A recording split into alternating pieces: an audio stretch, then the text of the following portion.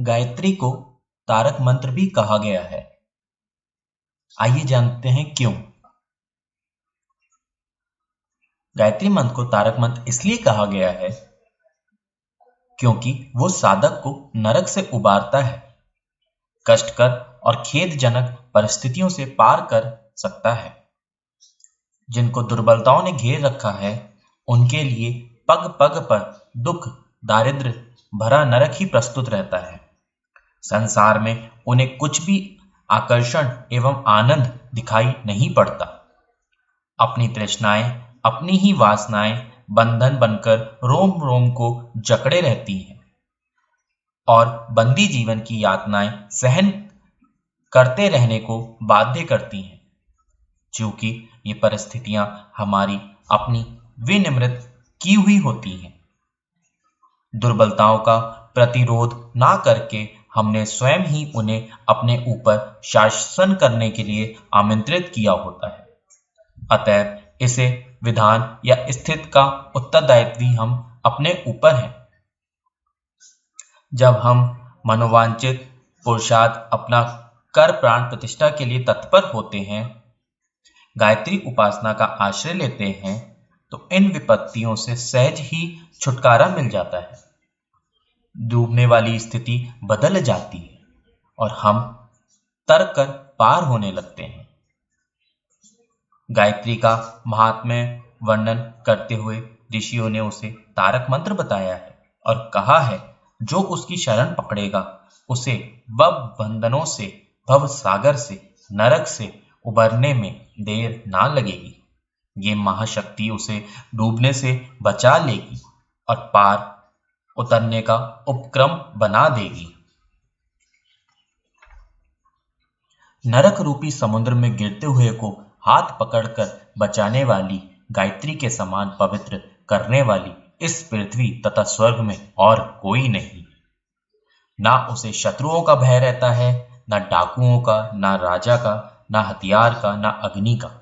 वो सब प्रकार के भयों से निर्भय हो जाता है।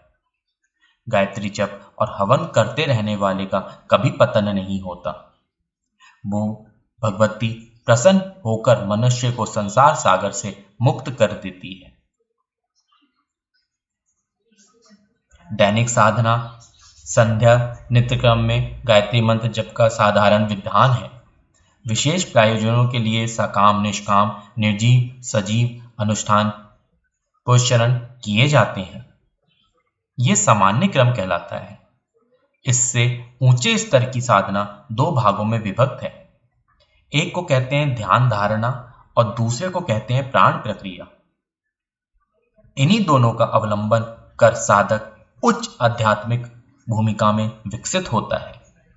ध्यान धारणा में भावना प्राधान्य है। चित्त को एकाग्र, तन्मय एवं प्रेम भावना से परिपूर्ण करके इष्ट देव के साथ एकात्म भाव, अद्वैत विलय की स्थिति उत्पन्न करने में अंतकरण का आत्मभाव का विकास होता है। लघुता विभुता में परिणत होती है। पुरुष पुरुषोत्तम बनता है और नर से नारायण बनने का अवसर आ जाता है। आत्म साक्षात और ईश्वर दर्शन इसी स्थिति में होता है। जब असीम में परिणत हो जाती है, छोटी सीमा में केंद्रित ममत्व जब वसुदेव कुटुंबम का रूप धारण कर लेता है, तब अहंता मिटती है और निरहंकृति व्यापकता में, पूर्णता में परिणत होने लगती है। इसी मार्ग पर चलते हुए जीव ब्रह्म बन जाता है। जब सब अपने लगते हैं, सभी से समान प्रेम होता है, तो प्रेम परमेश्वर का जड़ चेतन में सर्वत्र अपनी ही विशुद्ध आत्मा का, परमात्मा का दर्शन होता है। इसी ब्राही स्थिति को प्राप्त करने पर जीवन उद्देश्य पूर्ण हो जाता है। उसी भूमिका को आत्म साक्षात ब्रह्म निवारण सच्चिदानंद सुख निर्विकल्प समाधि कहते हैं। इसी में जीव जब सब बंधनों से मुक्त होकर ब्रह्मलोक का परम पद का मोक्ष का अधिकारी बनता है। इस स्थिति को प्राप्त करने से पूर्व साधक को प्राण प्रक्रिया की भूमिका में होकर गुजरना पड़ता है।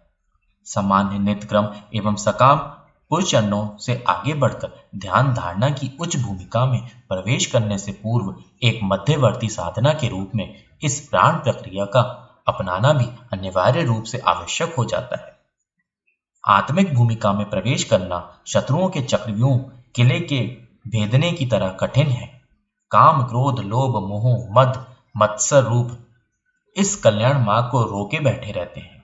वासना और तृष्णा की दो पिशाचनियां मनुष्य को दुराचारिणी वैश्या की तरह प्रलोभन आकर्षण के सारे साज समान जुटाए बैठी रहती हैं।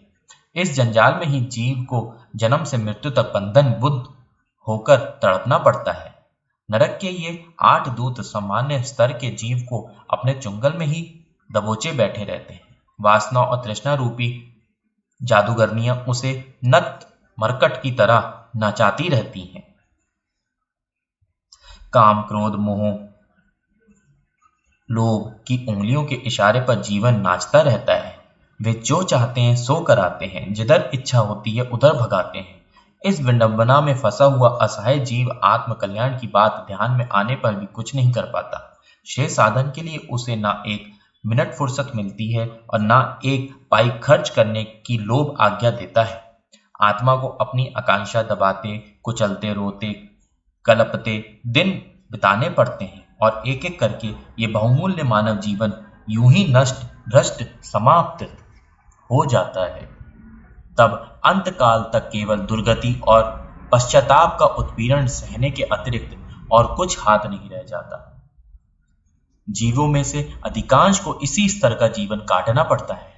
इससे उबरने के लिए अंधी दुनिया की भेड़ चाल से प्रतिकूल दिशा में चलना पड़ता है। इसके लिए आवश्यक साहस चाहिए।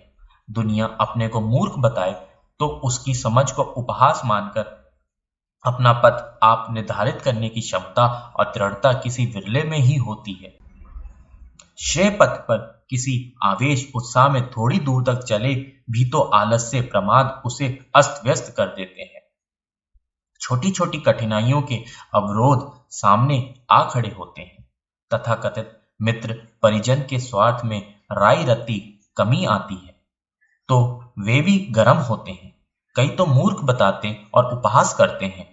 इन अड़चनों से मन ढीला पड़ जाता है और जो कुछ थोड़ा सा आरंभ किया था वो संकल्प शक्ति की दुर्बलता, मानसिक शिथिलता के कारण थोड़े ही दिन में समाप्त हो जाता है। इस परिस्थिति से निपटे बिना आज तक कोई श्रेयार्थी आत्मकल्याण के पथ पर आगे नहीं बढ़ सका। इसीलिए इस अनिवार्य आवश्यकता की पूर्ति के लिए वो आंतरिक साहस, आत्मबल एकत्रित करना ही पड़ता है जो इन समस्त विघ्नों को परास्त करते हुए अंगद के पैर की तरह अपने निश्चय पर दृढ़ रहने में सहायता कर सके।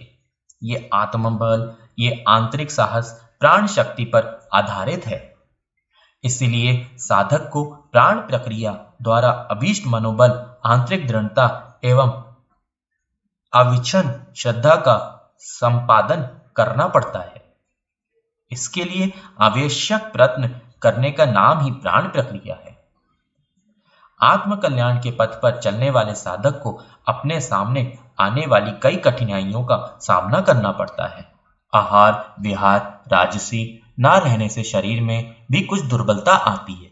उसकी पूर्ति प्राण बल से ही करनी पड़ती है। अभावग्रस्त, एकाकी, कष्ट साध्य, दूसरों से उपेक्षित जीवन खलता है और मन में उद्विग्नता उत्पन्न होती है। इसके समाधान के लिए भी प्राण बल चाहिए। फिर श्रेयार्थी का हृदय बड़ा कोमल हो जाता है और दूसरे का कष्ट देखकर मक्खन की तरह ही पिघल जाता है। दया और करुणा से द्रवीभूत अंतकरण कुछ सहायता करना ही चाहता है। भौतिक दृष्टि से दूसरों की सहायता धनी लोग कर सकते हैं और आत्मिक दृष्टि से किसी की सहायता कर सकना प्राण धन से संपन्न लोगों के लिए, सिद्ध पुरुषों के लिए, आत्मिक संपत्ति से संपन्न व्यक्ति के लिए ही संभव होता है। ये पूंजी केवल प्राण बल के आधार पर ही संग्रह की जा सकती है। गायत्री की प्राण प्रक्रिया वो वैज्ञानिक पद्धति है जो साधक की उपरोक्त कठिनाइयों का हल और आवश्यकता की पूर्ति का साधन प्रस्तुत करती है। समर्थ साधक ही अपनी आंतरिक क्षमता के द्वारा इस कठिन मार्ग पर देर तक, अंत तक चलता रह सकता है। इसलिए एक आवश्यक साधन को माध्यम समझते हुए शयार्थी को प्राण शक्ति संपादित करने की साधना पद्धति को अपनाना पड़ता है। इस विधि व्याख्या का नाम प्राण प्रक्रिया है। इस अनंत ब्रह्मांड में समुद्र से भरे हुए जल की तरह सूक्ष्म रूप में वो अपेक्षित प्राण शक्ति भरी पड़ी है। आकाश में वायु, ईश्वर, विद्युत परमाणु जैसे भौतिक शक्तियां भरी पड़ी हैं। इसे पदार्थ विज्ञान के विद्यार्थी जानते हैं। आत्मविद्या के तत्वदर्शियों को पता है कि इस ब्रह्मांड में एक प्रचंड प्राण शक्ति व्याप्त है, जिसे संस्कृत में ब्रह्म ऊष्मा और अंग्रेजी में लेटेंट हीट कहते हैं। इसी के प्रभाव और प्रकाश से संसार में विविध प्रकार की हलचलें और गतिविधियां दृष्टिगोचर होती हैं। परमाणु के इलेक्ट्रॉन, प्रोटॉन, न्यूट्रॉन आदि भाग इसी ऊष्मा से अपनी धुरी और कक्ष पर द्रुत गति से घूमते हैं। ग्रह नक्षत्रों की गतिशीलता का यही कारण है। वनस्पतियों और जीव जंतुओं में सजीवता इसी प्रभाव से परिलक्षित होती है। ये प्राण ही संसार का जीवन है। गायत्री का सविता देवता उस प्राण का प्रचंड पुंज अपने में धारण किए हुए है।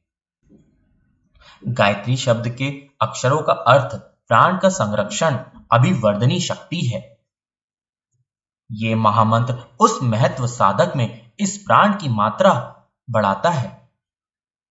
जिस प्राणी में जितना आध्यात्मिक चुंबकत्व है, वो उतनी ही अधिक मात्रा में इस महाप्राण को अपनी ओर आकर्षित कर उसे संग्रह कर सकता है।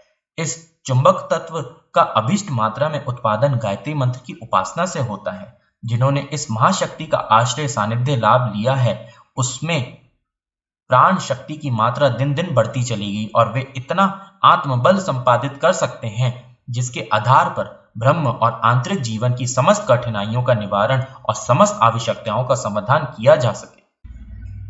प्राण प्रक्रिया के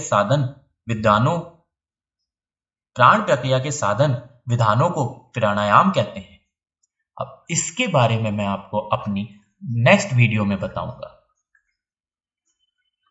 तो आप फॉलो करिए, सब्सक्राइब करिए और मैया रानी की उपासना करिए। जय मां गायत्री।